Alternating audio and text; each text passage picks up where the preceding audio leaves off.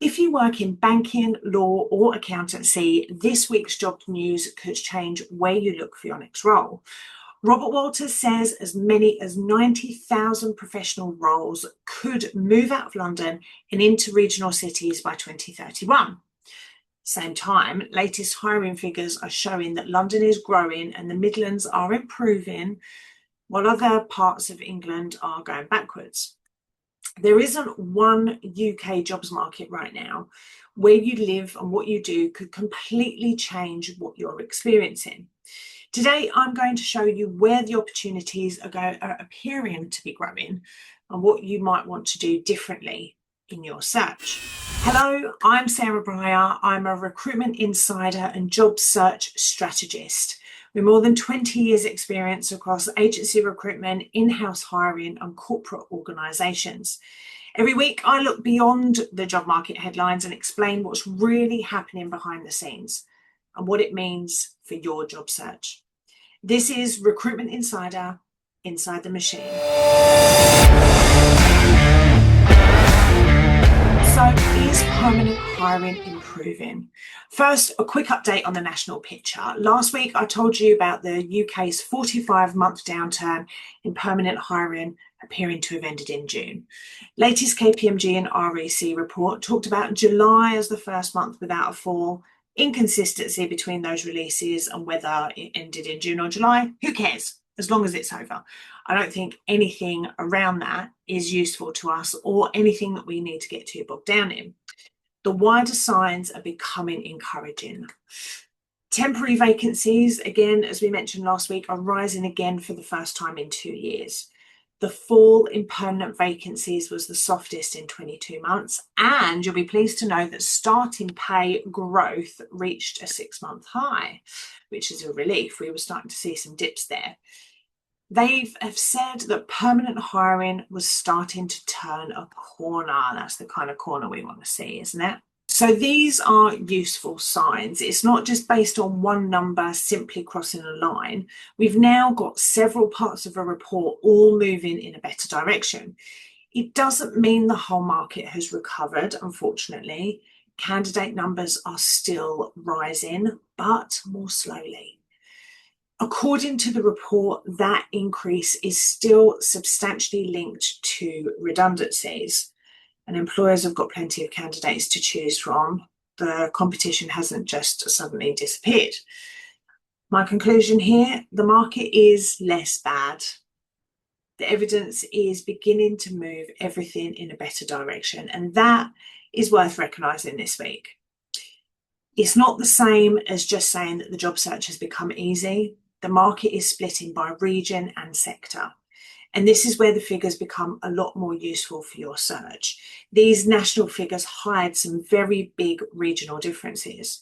London recording its strongest permanent hiring growth in nearly 4 years during this reporting period. The Midlands growing as well, great. The south and the north of England unfortunately went in the opposite direction. Permanent placements are falling again. To be honest though, we are seeing a lot of roles that are location agnostic, it seems. They're not definitely placed anywhere. So it's something that we need to keep in mind. We've got one country with very different markets. There are really clear differences between sectors too. Nursing, medical and care led the growth. Retail, hotel and catering recording the sharpest falls in vacancies, where our younger people tend to hang out too. And let's be clear about what that means. There isn't one UK jobs market. There are several markets running alongside each other.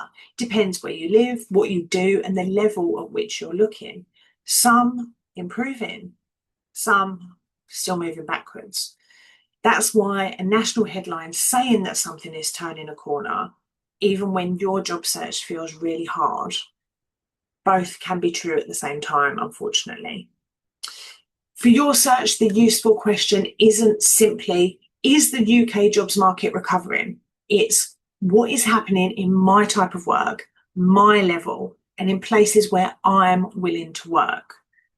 That's the market that you need to understand, all about you. Now, where regional opportunities seem to be growing, the split leads into what I think is the most useful story of this week, particularly relevant if you work in banking, law, accountancy, or something related. Robert Walters is forecasting that up to 90,000 banking, legal, and accountancy roles could move out of London to the regions by 2031. Manchester, Birmingham, and Leeds could absorb more than half of those roles. The Northwest again could gain somewhere between 15 to 22,500 jobs, which is great.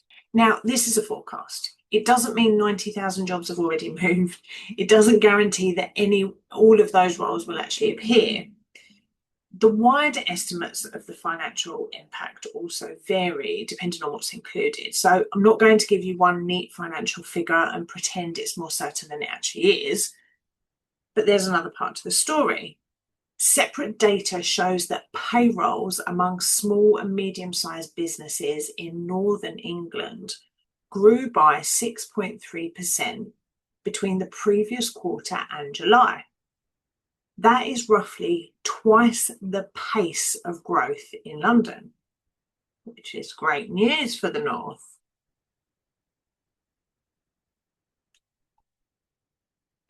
Those two pieces of evidence are measuring different things. One, a long-term forecast about where professional jobs could move to.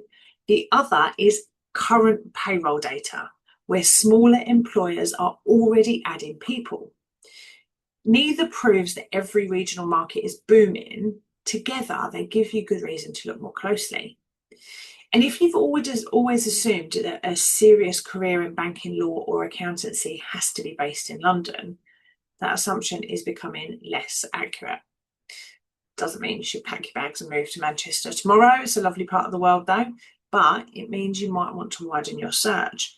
And if you've got young people in your life whose careers look like that, and in those areas, you might want to help them with that. But look at employers who are building teams in Manchester, Leeds, and Birmingham. Check whether London-based firms are creating those regional offices or expanding their existing ones. Change the locations in your job alerts. You could speak to recruiters who specialise in those regional markets and ask them what they're seeing now, not what they were seeing a year ago. This is where jobs market information becomes really genuinely useful. It gives you a reason to test an assumption that might be limiting your search. There's one more story worth knowing about if you're on or you're close to a 0 hours contract or a low hours contract. The government's done some analysis that's been reported this week, looks at the possible cost of its proposed reforms around 0 hours contracts. So these reforms are guaranteed hours, reasonable notice of shifts, compensation where shifts are cancelled, etc. All good things.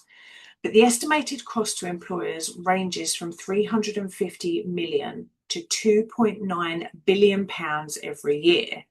Now, remember, we just talked about hospitality and retail jobs disappearing. These places rely on 0 hour contracts. So this is a huge range. This financial cost depends heavily where the government sets the threshold for someone to be classed as working low hours. Business groups are pushing hard for more negotiation before these details are finalised. Consultation closes on the 25th of August. None of this is law yet. Now, why this matters? Because the headline promises new employment rights, but it doesn't tell you exactly who will qualify just yet. The threshold will. Now, if you're close to that line, a small change in final rules could make a huge difference to the protection you receive and actually whether your job disappears or not because it's too costly for the employer. So don't measure reforms by headline promises alone. If you're working on those contracts, keep an eye out for it because that's going to decide how much protection you'll get, but also what your employer does. Don't plan any finances around it just yet, but stay vigilant. The other thing to consider here is, as I say a lot, employees are becoming more expensive and more of a risk. It's not as easy to hire people anymore. So while you're getting more rights, the other hand is that there will be fewer jobs because taking people on is more risky. It's going to cost more.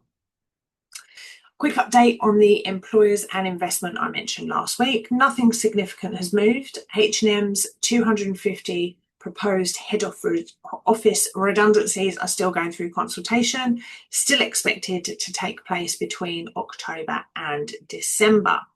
Harvey Nicks is in exactly the same position as last week. We also have £130 million car manufacturing investment that I mentioned, also is the most concrete piece of near-term government funding that is on the table at the moment. If you want the full detail on those stories, it's all in last week's video. So what are you going to do with all of this? 4 things. 1, don't let any monthly reports control your view. Don't treat single reports as the final word, whether the headline's positive or negative. What you need to be doing is looking for patterns across several measures, several months. That's why this briefing is here. This week, the wider signs are becoming more encouraging, which is great. Number 2, understand your actual market. Look at what's happening in your region, your sector, and at your level. These national numbers can bear very little resemblance to the market that you're actually trying to enter. If your search feels harder than these headlines suggest, you just might not be imagining it. And equally, if your part of the market is beginning to grow, you want to spot that before everybody else does. And if you're not sure what's happening in your market, go talk to colleagues, ex-colleagues, network with people in your industry that understand more about what's going on. Number 3, revisit the locations in your search. If you're working in banking, law, accountancy, or something quite closely related, look again at the locations that you've included. You don't need to make a big decision today, but start searching at those 3 key hubs, Manchester, Leeds, Birmingham. Look at where employers are creating teams and which skills they're hiring. See what the evidence tells you. In my opinion, if these organisations were smart, they'd start hiring people on a more flexible location hybrid basis as soon as they can, so they can start to move these people organically. Number 4, watch the detail of the 0 hours reforms. If you're on one of those contracts, don't rely on those headline promises of new rights just yet. Watch where those low hour thresholds are finally set. It decides whether those reforms are going to apply to you and how much protection you get, but also whether the employers just decide to bin those jobs off altogether. So here's my overall reading of the week. The evidence that permanent hiring has stopped shrinking is getting stronger. We've got several encouraging signs underneath that main number, and they are worth taking seriously. But we don't have clear evidence of a broad recovery across the whole country just yet. Some regions and sectors are improving, but others are still falling. At the same time, we might be seeing early stages of a longer-term shift in a professional work away from London and towards those regional cities. To some of you, it creates some real opportunities there. And there's also this fight over the details of 0 hours reforms, and it's going to decide how much protection you get, but also whether those jobs are still going to exist. Another place where employers are having to foot the bill, and it will inevitably have an impact on hiring because every hire carries more risk. With a temporary worker, there was very little risk and you could hire a few of them, but now this is not the case. I just wonder whether employers will start using freelancers, self-employed people, to get over these new rules. So for your job search, the national headlines are only the starting point. Your real jobs market is your sector, your level, and the places where you're willing to work. So if you found this useful, subscribe to Recruitment Insider. I'll be back next Monday with the next UK job market briefing.